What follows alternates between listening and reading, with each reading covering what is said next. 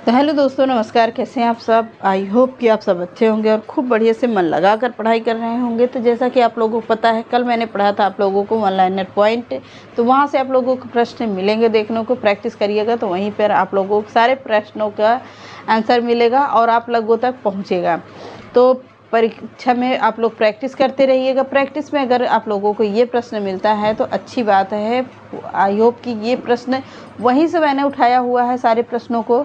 तो एक एक प्रश्न को वन लाइनर पॉइंट करके मैंने टाइप करवा के आप लोगों तक पहुंचाने का काम किया है। तो आप लोगों का काम है कि आप लोग ज़्यादा से ज़्यादा प्रैक्टिस करिए। तो चलिए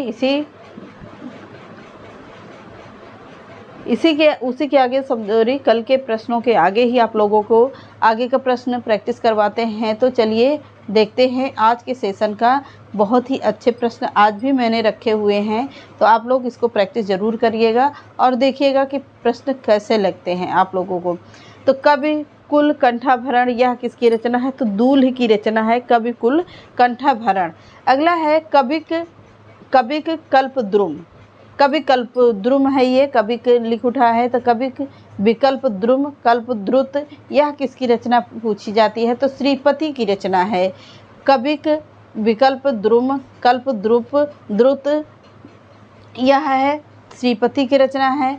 अब अगली रचना है कल्प निरुक्त। कवि निरुक्त यह रचना पूछता है तो किसकी है? यह रचना है विनय चंद्र सूरी की रचना है कल्प निरुक्त। अगला है एक पत्नी के नोट्स यह किसकी रचना है? तो ये एक पत्नी के नोट्स यह है ममता कालिया की रचना, बहुत ही फेमस रचना है। एक पति के नोट्स किसकी रचना है? तो यह है महेंद्र भल्ला की रचना, एक पति के नोट्स। अगला पेरिस के नोट्स किसकी रचना पूछी जाती है? तो यह है राम कुमार वर्मा की रचना है, पेरिस के नोट्स। अगला है एकलव्य के नोट्स यह किसकी रचना है? तो एकलव्य के नोट्स है फणीश्वर नाथ रेणु की रचना है ये, एकलव्य के नोट्स। अगला पॉइंट है एक कस्बे के नोट्स यह किसकी रचना है? तो नीलेश रघुवंशी की रचना है, एक कस्बे के नोट्स। अगला है काव्य लोक किसकी रचना है? तो रामदरस मिश्र की रचना है क्या? काव्य लोक। अगला है काव्य विवेक किसकी रचना पूछी जाती है? तो चिंतामणि की रचना है क्या? काव्य विवेक। अगला पॉइंट है काव्य प्रकाश किसकी रचना है? तो काव्य प्रकाश है चिंतामणि की, ये भी रचना है। काव्य प्रकाश काव्य विवेक दोनों चिंतामणि की रचना है। काव्य सरोज अगर पूछता है तो यह रचना है श्रीपति की रचना है। काव्य निर्णय की बात तीनों में चारों में काव्य लगे हुए हैं तो सारे लेकिन अलग अलग रचनाएं हैं, इस पर विशेष ध्यान दीजिएगा। काव्य विवेक चिंतामणि, काव्य प्रकाश चिंतामणि है। काव्य सरोज अगर पूछता है तो श्रीपति की रचना है। काव्य निर्णय अगर पूछता है तो भिखारी दास की रचना है ये। काव्य निर्णय सब कुछ पूरा ध्यान से देखिएगा। काव्य कलाधर पूछता है तो काव्य कलाधर है रघुनाथ की रचना है ये, काव्य कलाधर।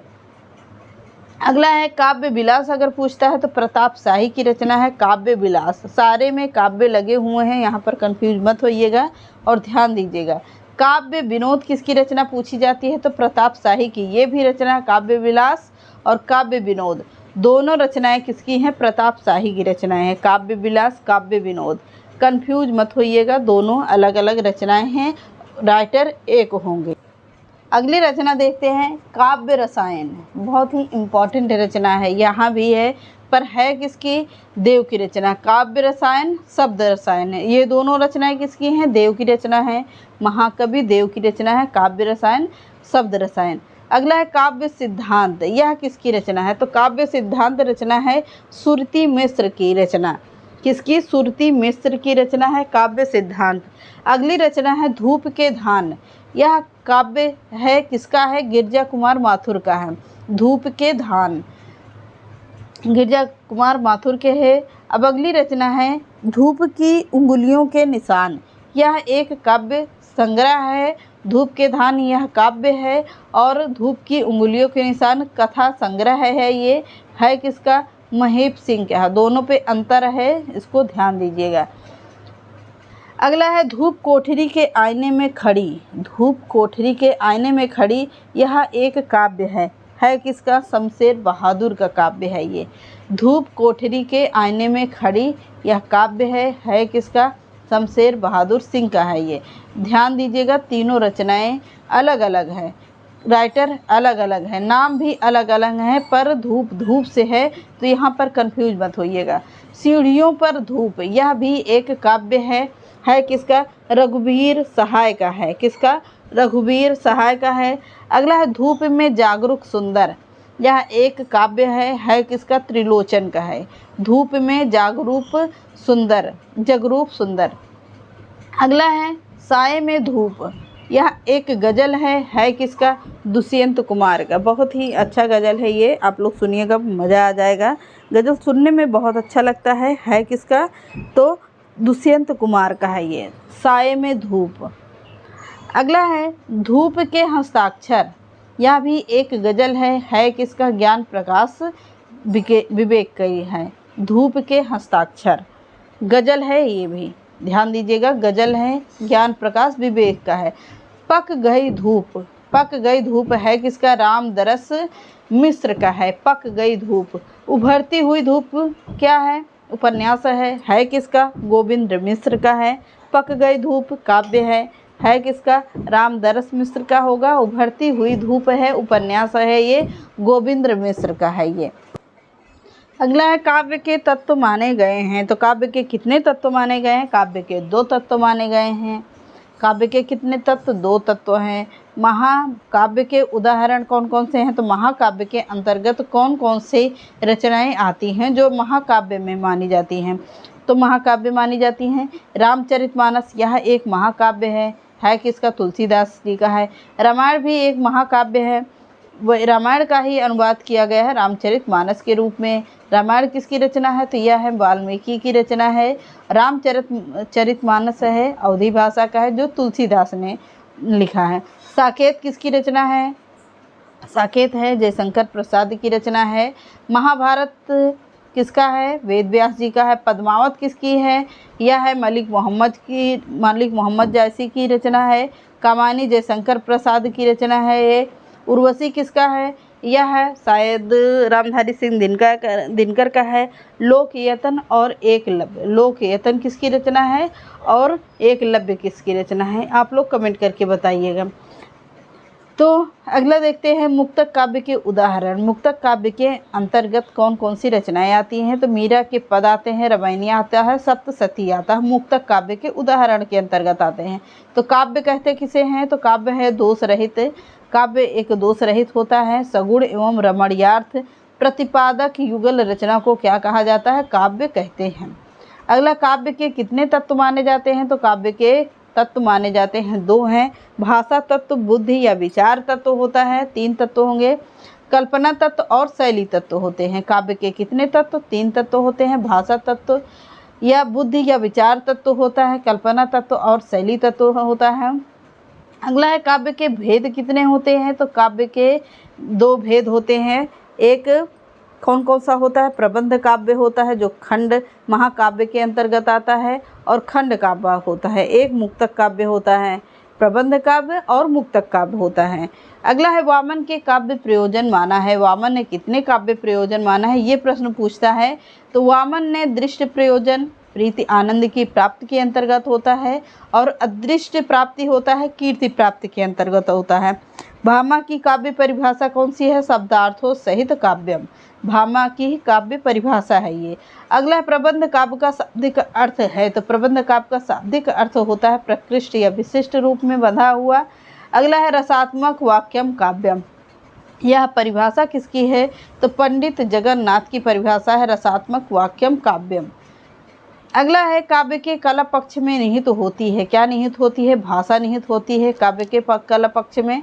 अगला है काव्य के में आत्मा की तरह माना गया है। किसे माना गया है? काव्य में रस को आत्मा की तरह माना गया है।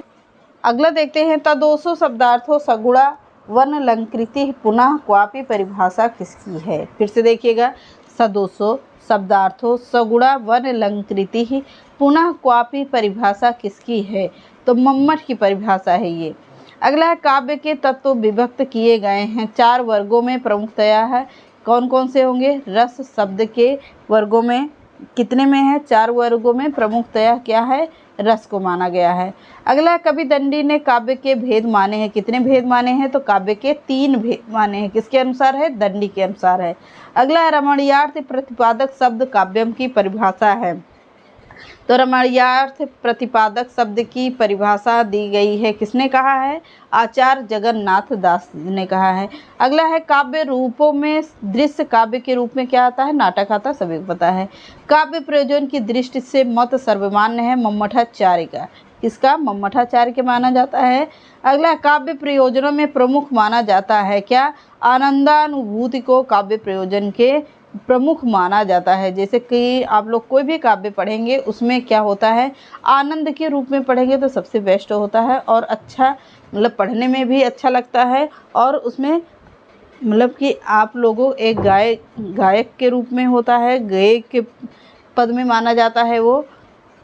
अगला है, काव्य रचना का प्रमुख कारण हेतु होता है। हेतु का अर्थ होता है प्रतिभा का। अगला है, काव्य और खंड काव्य में समान लक्षण क्या है? कथानक, उपस्थापन एक जैसा होता है। अगला, काव्य रचना के सहायक तत्व कितने हैं? तो वर्ण विषय, यानी वर्ण विषय में भाव आता है, अभिव्यक्ति पक्ष में कला आता है और आत्म पक्ष में क्या आता है? ये कमेंट करिएगा। आत्म पक्ष में यानी कि कला का आता है। तो मम्मट के काव्य प्रयोजन हैं कितने हैं? यश, अर्थ, व्यवहार, ज्ञान, रित, शिवेतर, क्षति, संग पर निर्वृत्ति, कांता, सम्मिलित। यह किसके अनुसार होता है? मम्मट के अनुसार है। अगला है, मम्मट के शिवेतर का अभिप्राय क्या है? तो मम्मट के शिवेतर का अभिप्राय क्या माना जाता है? ये प्रश्न अनिष्ट होता है। मम्मट के शिवेतर का अभिप्राय अनिष्ट होता है। अगला है, सगुणालंकरण सहित दोष सहित जो होई, परिभाषा किसकी है? तो चिंतामणि की परिभाषा है ये।